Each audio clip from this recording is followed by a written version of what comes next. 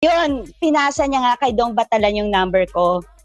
So, kinaumagahan. Ang aga pa, mga 8 o'clock yata nag-text sa akin si Dong Batalan. Sabi niya, kasi Friday, binigay niya na yung number ko. Sabi niya, sabihin mo, kita ha, ex-wife, para wala na daw tanong-tanong. O yan, taray. Stop, Ma'am Mary Ann. Yes. Nung sinabing ex-wife na yan, anong yung naramdaman? Oh my God! Yeah. Yung, hindi, Mama, walang halong itchos. Walang halong itchos.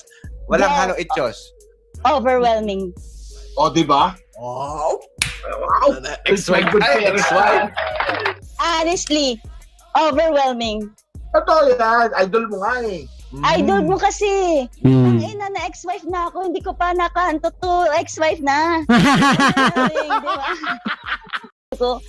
Alam mo ba, nung time na sabi ko, sasabihin ko ba kay Sekyama na pupunta ako dyan? Sabi niya, hindi, wag na. Sabi niya ganyan. Wag na, kasi ako na magsasabi doon.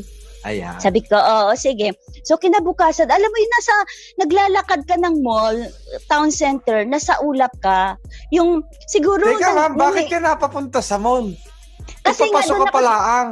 Papasok ka na ng BGMP, di ka? Susunduin pala ako ni Batalan. Magkikita kami sa Alabang Town Center. Wala pa pala doon sa guard. Kala ko yung nasa may security guard na eh. Kalayo ka na yan. Kahaba, ganun mo. Ang dami ninyo naman pinagdaanan. Kasi bro, ito yung, alam mo yung naglalakad ka, parang nasa ulap ka, tapos hindi ko alam kung nakangiti ako kasi nakikita ko na siya. May hallucination na nangyayari. Totoo yan, bro. Totoo yun. Parang in my whole life, tapos kasi kami ng asawa ko, 19 years na kami magkasama. First time ko lang nagkaganito, naglandi-landi, kumbaga. Sorry. A little question. Ano yung tumatakbo sa isip mo pagka hinarap ka ni Mang Osing? I-hug ko lang siya, tsaka i-kiss.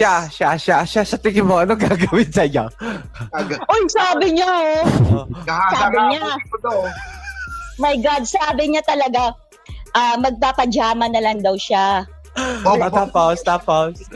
Hindi na daw siya mag-brief para diretso na lang. Wow! Ana ere!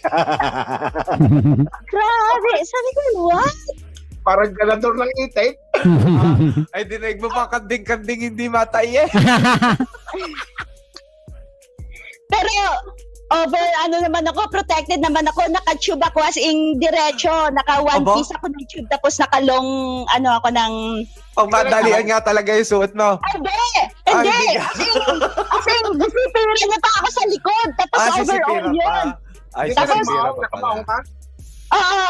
pero long pants siya na di-zipper na naka-tube, tapos naka-girdle pa ako. Yan. Nag-girdle ako. Talaga, nakalock. Tapos ito na nga yun, sabi ni Warden, papasok na daw. Nung kinuha na yung pangalan ko, pinapasok na ako doon na lang daw ako mag-antay kasi nga mainit naman sa labas. So doon na, ang lakas ng electric fan. So sila nandun na, dumami mga pulis sa labas, bro. Grabe yung kaba ng dibdib ko, kinakabahan na ako. Bakit ang dami nila? Hanggang sa clinose na nila yung bintana, bro. Yung curtain. Oo, yung cortina. Oo, clinose na nila.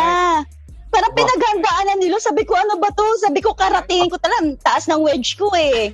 3 inches yung wedge ko. Bilisan mo, madam. Ang bilis na naman ng inihi ko. Isang bugalwak na naman na rin.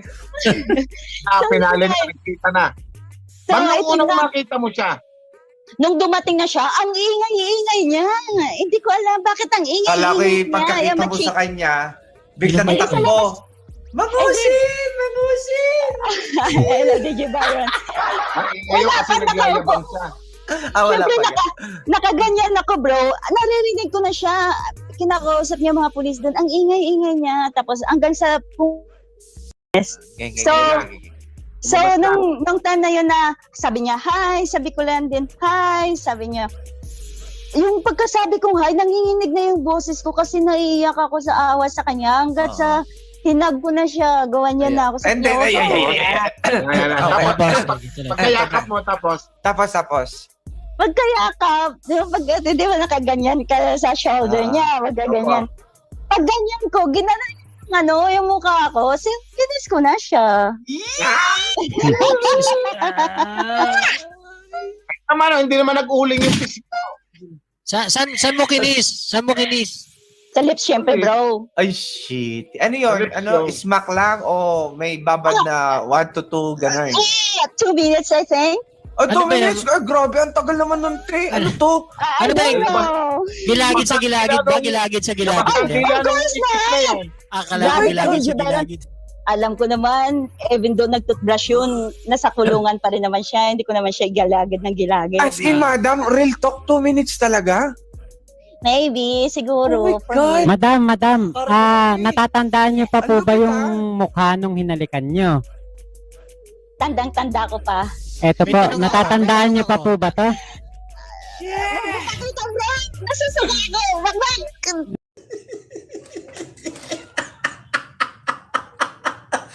My God! I hate Tukulaong.